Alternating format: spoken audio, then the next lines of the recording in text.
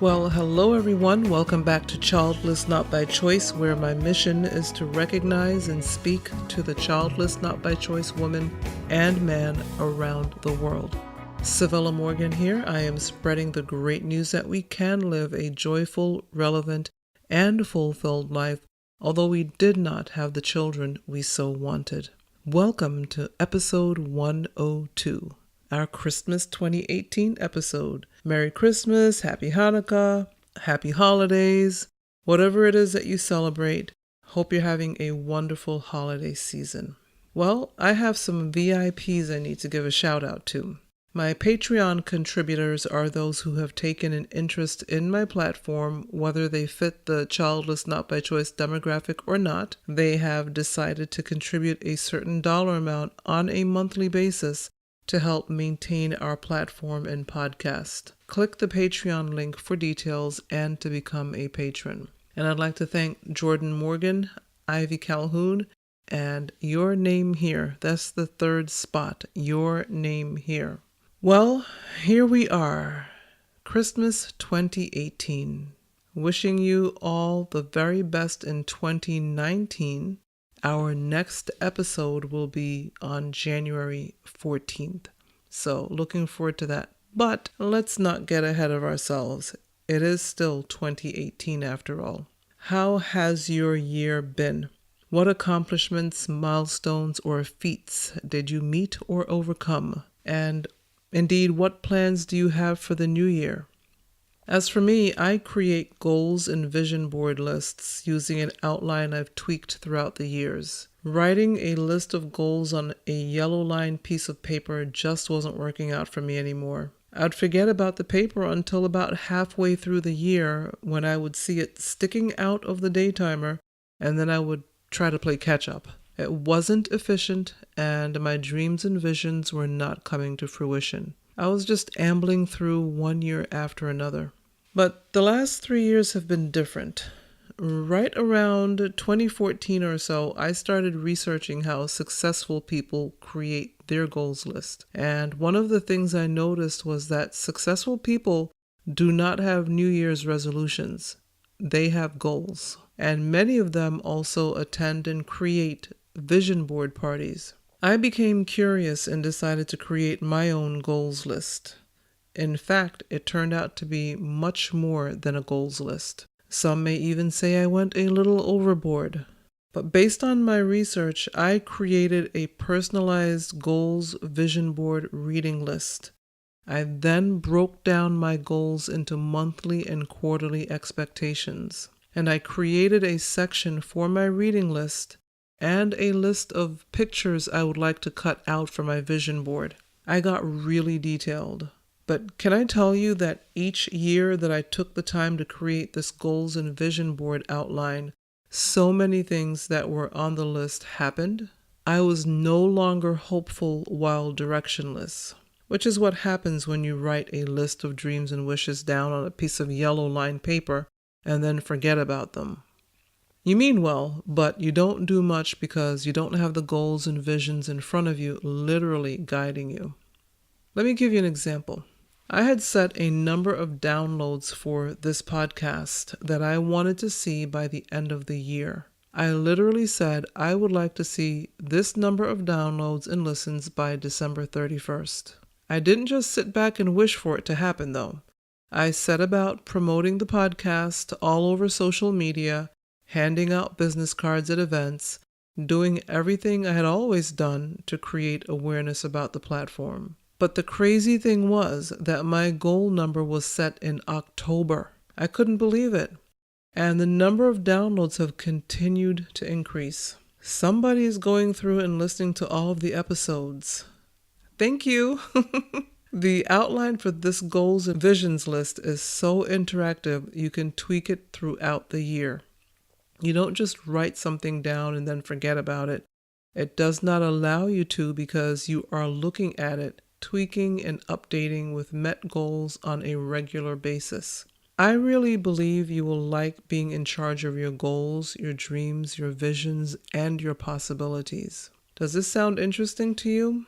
Well, if it does, if you feel like it's something you'd like to try because you probably tried everything else and so many other different things, and nothing really happens by mid-year. If you would like a copy of the outline I personally use for my goals and visions, email me at info@civillamorgan.com, and that's in the show notes.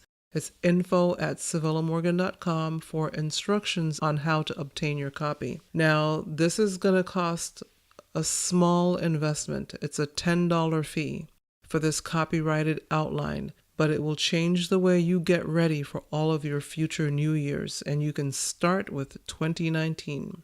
So earlier I asked how your 2018 was. Have you had a chance to look back on 2018 yet? I start my look back, as I call it, and my look forward right around September. I'm a daytimer type of person, as I mentioned earlier, so I buy a fresh new daytimer in September and start updating it with birthdays and events for the new year. Look, some of us are going to limp out of 2018. It's been such a tough year for many of us. But I encourage you to still expect a great 2019. Positive expectation, in my opinion, is half the battle. It takes you halfway toward having a better year no matter how things look right now. At the time of this recording, we're halfway into the final month of the year, and believe it or not, I'm still receiving fresh insight. And so a few days ago, that was no different. Life does not stop because it's the holidays. What's my fresh insight? That not everyone is going to be comfortable with this platform or our childlessness still. And I realize that, but when something happens to remind me of that fact, it's like a fresh new revelation for me. I mean, I had 2 interactions in one day with moms, 2 different moms. One mom I spoke to and congratulated her on her beautiful children. She was gracious and thankful. She'd raised them. They were young people now, and they had come for a visit and to church. And so everybody was looking back to see who they were, and we're just like, wow, they were just absolutely beautiful. They'd grown into wonderful young people. And she was so gracious and thankful, in her response. And then another mom I attempted to say hello to, and she tried to avoid eye contact. I was like, what's happening right now? It was literally a night and day experience. It was quite interesting. And, it reminded me that there are still some who see what I am doing as a means of discomfort. And I suppose it goes with the awareness creating that this platform does. But I still believe that as we are all human beings, no matter where in the world we live and no matter our circumstances, we can find common ground. And that's when it hit me. There are 2 things everyone can do this holiday season and all through the year. Number 1, find common ground. Number 2, be kind. You see, as human beings, we like to put each other in boxes, and we love totem poles. If someone does not fit in a certain box, we call them an anomaly. So for instance, here in America, certain people are supposed to like certain foods. Another group may like to drive a certain type of vehicle, etc. But if you see someone driving something their quote-unquote people group does not typically drive, they are an anomaly. This is the very reason I do not like to generalize about people group. No people group is a collective, just as no demographic is a collective. You may be listening to this podcast and you may be childless not by choice, just like me, but I guarantee you we both had and are having different life experiences, even in our childless not by choice issues and demographic. It is dangerous to act and react to people, to treat all people of a certain demographic in the same way. And the totem poles. Yes, we like totem poles. And I am not talking about the totem poles that certain people groups engender in their ethnic backgrounds. I am referring to the fact that human beings like to know they are above another human being on the totem pole of life. We are always attempting to one-up each other. We want to know that we are doing better than the next person. Indeed, if we see someone we perceive as doing better than we are, envy and jealousy can set in. But why not just be happy for that person as we continue on our own journey?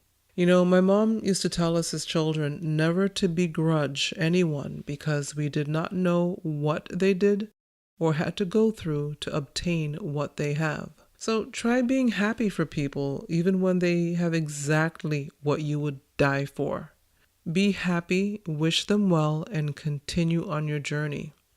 We are all on individual journeys, and we can't swap journeys. But anyway, I digress.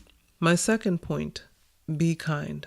There's a quote, and I used it for day 9 of my December 31 Days of Empathy campaign. It's a social media campaign that I created so that every day in the month of December, I would post something having to do with empathy, whether it's a meme, a quote, a blog, anything. And so every day I post something or have posted something in the month of December. So this quote says, "Be kind, for everyone you meet is fighting a battle you know nothing about."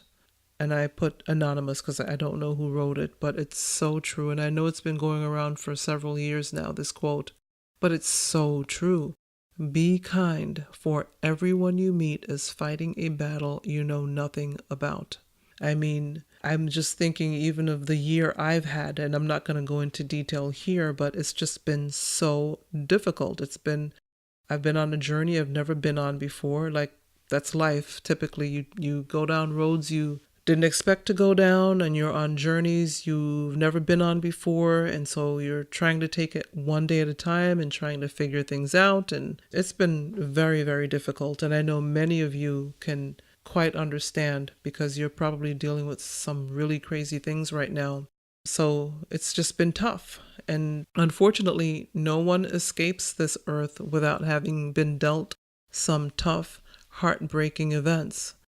And we don't always get to know when someone is going through something because most humans share their grief only with those they trust. After all, many of us as childless not by choice people have been asked, why don't we just get over it? Just adopt? Just go play with the kids in the family? Just. All of those justs are an utter lack of empathy. Maybe we can just be kind to each other. This holiday season, no matter what demographic you belong to, try to find common ground and be kind. No matter what, be kind. If it seems that those you are attempting to find common ground with are not interested, move on. And as childless not by choice people, be sure to go where you are valued, because whether you have the child or not, you are a valued human being, no matter what your society says. Remember, the woman or man who has children has problems too. They may not be the same problems we have, but we should never discount anyone's problems. One person may be worried about their child's grades, what college they will get into, or even how they will pay for their child's education. Another person may be worried about putting away enough money for long-term care because they will have no one to take care of them when they are old or become ill. The common ground is we all have worries. So be kind to yourself and others and find common ground. And enjoy your holiday season however it looks, whether you have little or much. Whether you celebrate with a huge family or it's you and your fur babies.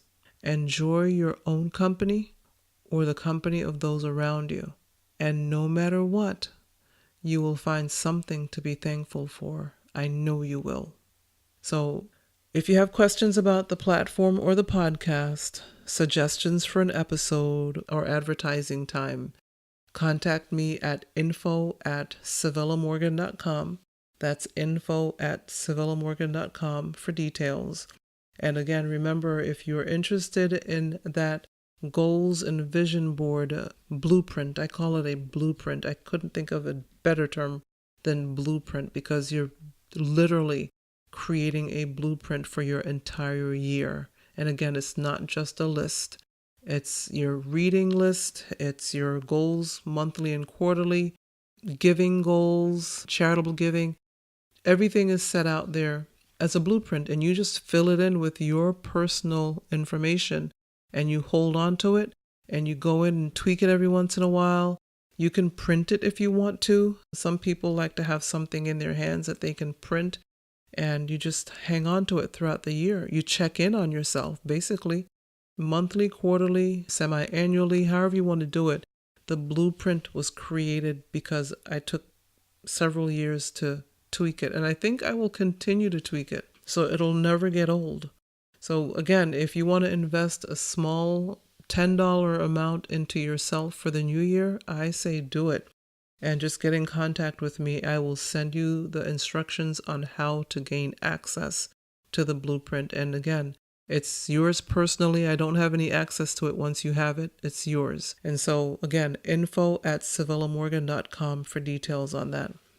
So, sometimes I post articles, episodes, websites that I mention in a particular episode. And so I was looking for articles for this episode, and I got a notification that there was a Childless Not by Choice article available for me to read. So I opened it, and the author basically blamed one's astrological sign and other card reading devices for people's childlessness. Did you know that was a thing? It was news to me. And no, I'm not posting it here. I'm not going to promote utter foolishness. There's always some new and random way to try to poke the childless not by choice person in the eye, isn't it? Well, don't you worry. With all of this awareness and conversation going on in and about our demographic, such foolishness will soon be a thing of the past. That's my take on that. Well, remember to reach out if you'd like the link to the Visions Blueprint. I am excited to hear and see how it will change your life in 2019 and beyond. And once again, Merry Christmas, Happy Holidays, and I will talk to you again on January 14th when you will actually be hearing my interview with a wonderful young woman from the United Kingdom. It was an awesome episode to record. I think we were both quite happy with the outcome, and I can't wait for you to hear it. It's chock full of lots of information.